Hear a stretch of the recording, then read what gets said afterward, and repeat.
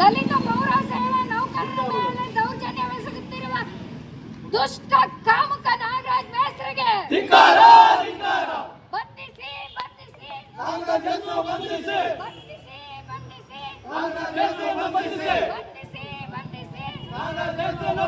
ವಿಚಾರಣೆಗೊಳಪಡಿಸಬೇಕಾದ್ರೆ ಈತನನ್ನು ಅಮಾನತಿನಲ್ಲಿಡಬೇಕು. ಇಲ್ಲ ಅಂತ ಹೇಳಿದ್ರೆ ಇವನು ಯಾರ ಮೇಲೂ ಪ್ರಭಾವ ಬೀರುವ ಸಾಧ್ಯತೆ ಇದೆ. ಕಮಿಷನರ್ಗೆ ಇವನು ಉಡಾಪೆ ಮಾತನಾಡುವಂತ ವ್ಯಕ್ತಿ. ಕಮಿಷನರ್ ಅಂದ್ರೆ ಇವನಿಗೆ ಗೌರವನೇ ಇಲ್ಲದಂತ ವ್ಯಕ್ತಿ.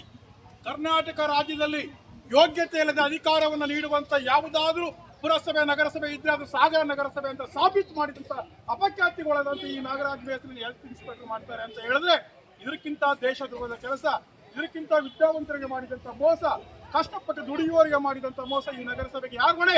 ಕಮಿಷನರ್ ಹೊಣೆ. ಆಗ ಈ DC ಹೊಣೆ. ಆದ್ದರಿಂದ DC ಅವರು ಇಲ್ಲಿ ಬಂದು ಇವನನ್ನ ಕೂಡಲೇ ಅಮಾನತು ಮಾಡಿ ತನಿಖೆಗೊಳಪಡಿಸಿ ಆ ಮಹಿಳೆಗೆ ರಕ್ಷಣೆ ನೀಡಬೇಕಾಗಿ ಜಿಲ್ಲಾಧಿಕಾರಿ ಮತ್ತು ಇನ್ಚಾರ್ಜ್ ಅಧಿಕಾರಿಯ ಕರ್ತವ್ಯ. ಇಲ್ಲಿವರೆಗೂ ಬಂದು ಫೋಟೋ ಶೂಟ್ ಹಾಕೊಂಡು ನೋಡಮ್ಮ ನಾನು ಇದ್ದೇನೆ, ನೀನೇನು ಭಯ ಪಡಬೇಡ, ನಿನ್ನನ್ನು ನೋಡಿಕೊಳ್ಳುತ್ತೇನೆ ಅಂದ್ರೆ ಆಗೋದಿಲ್ಲ.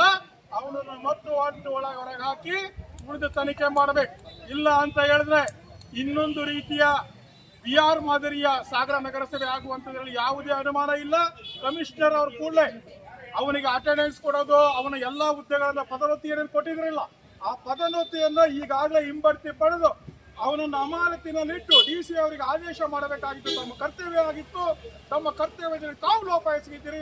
ಇದರಲ್ಲಿ ನಿಮ್ಮದು ಕೂಡ ಶಾಮೀಲಿದೆ ಅಂತ ಅನುಮಾನ ನಮಗೆ ವ್ಯಕ್ತವಾಗ್ತಾ ಇದೆ. ಹಾಗಾಗಿ ನೀವು ಅದನ್ನು ಮಾಡದೆ DC ಅವರು ಬರೋ ತನಕ ಈ ಪ್ರತಿಭಟನೆ ಮುಗಿಯೋದಿಲ್ಲ. DC ಅವರ ಜವಾಬ್ದಾರಿ ಇರುವಂತಹ ಸ್ಥಾನದಲ್ಲಿ ಇರ್ತಕ್ಕಂಥ ಅಧಿಕಾರಿಯೇ ಬಂದು, ಹಾಗೆ ಪೊಲೀಸ್ ಇಲಾಖೆ ಅಧಿಕಾರಿಯೇ ಬಂದು ಇಲ್ಲಿ ಈ ಮನವಿಯನ್ನು ತಗೊಳ್ಬೇಕು, ಈ ಮನವಿಯನ್ನು ಪುರಸ್ಕರಿಸಬೇಕು, ಮಹಿಳೆಗೆ ನ್ಯಾಯವನ್ನು ಕೊಡಬೇಕು. ಇಲ್ಲ ಅಂತ ಹೇಳಿದ್ರೆ ಇದು ಬೇರೆ ರೀತಿಯ ಆಯಾಮವನ್ನು ಪಡ್ಕೊಳ್ಬೇಕಾಗುತ್ತದೆ. ಆಯಾಮ ಪಡ್ಕೊಳ್ಳೋದಕ್ಕೆ ತಾವ್ಯಾರು ಅವಕಾಶ ಕೊಡಬಾರ್ದು ಅಂತ ಹೇಳಿ ನನ್ನ ಮಾತುಗಳನ್ನು ಮುಗಿಸ್ತಾ ಇದ್ದೀನಿ.